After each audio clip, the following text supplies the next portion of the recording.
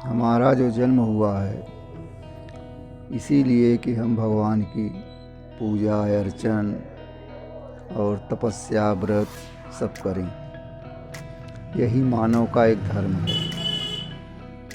मनुष्य यौन एक चैतन्य जीव है। इस जीव को पाकर के व्यक्ति या मानव ईश्वर के शरण में नहीं गया, ईश्वर भक्ति में मन को नहीं लगाया, तो उसका जीवन बेकार है। सांसारिकता में सारी वस्तुएं प्राप्त हो जाती हैं, लेकिन मनुष्य की इच्छा पूर्ण नहीं होती। अगर इनकी इच्छा पूर्ण ही हो जाए तो फिर भगवान को कौन पूछता है, भगवान को कौन देखता है। स्वयं अपने को भगवान मानने लगता है। धन के अहंकार में, लोभ में, माया में फंस करके आदमी अनेकों प्रकार की आपत्तियों में फंसा रहता है, फिर भी उसकी आँख नहीं खुलती। और जो संतों के शरण में पहुंच जाता है उसकी आत्मा अमर हो जाती है। संत का काम है ईश्वर से मिलन करा देना। मिलन ही एक अभिन्न रूप है परमात्मा का। इच्छा, कामना, आशा की अगर पूर्ण महत्वता को आदमी जान ले कि इसको हम कैसे नष्ट करें, इसको हम कैसे अपने हृदयंगम में रखें, वही ईश्वर को पा सकता है। इच्छा को मारना ही ईश्वर प्राप्ति है। ईश्वर की जब प्रेरणा होती है तभी मानव आध्यात्म में अपने जीवन को लगाता है। ये हमारी यहो भाग्य है कि इस भारत भूमि में हम आकर के जन्म लिया।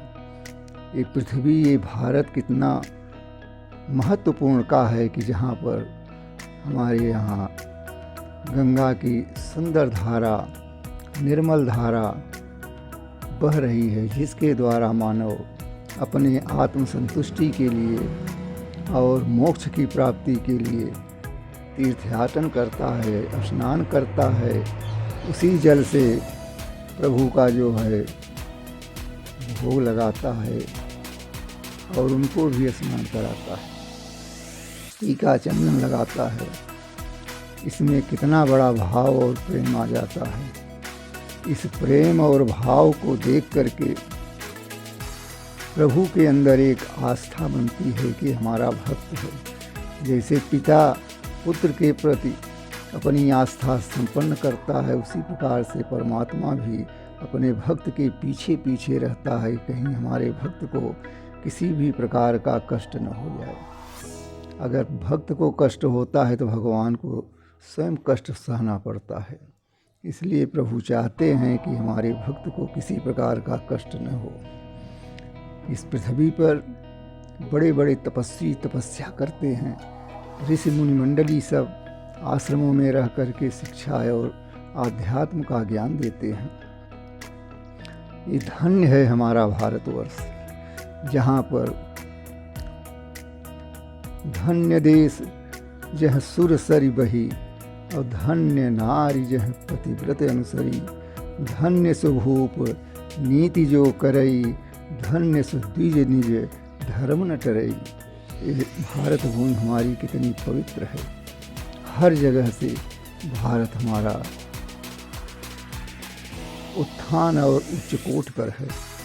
चाहे आध्यात्म में देख लीजिए और चाहे अपने अध्ययन में इस लौकिक पारलौकिक क्षेत्र में देख लीजिए। मनुष्य का जीवन एक साधन है।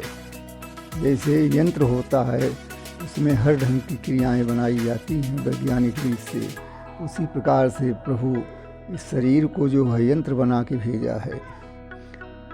परमात्मा जब चेतन को जड़ कर देता है और जड़ को चेतन कर देता है, तो मनुष्य को चाहिए कि इस जीव के द्वारा परमात्मा का भजन करे, और परमात्मा के भजन ही से अंतःकरण में प्रकाश छा जाता है। तुलसीदास जी मानस में लिखे हैं कि परम प्रकाश रूप दिन राति, नहीं चाहिए कछु दिया घृत बाती।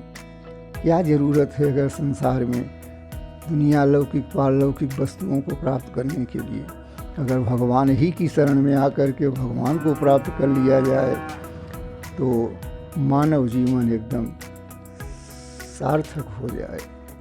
इसी बात पर आज की कथा समाप्त की जाए।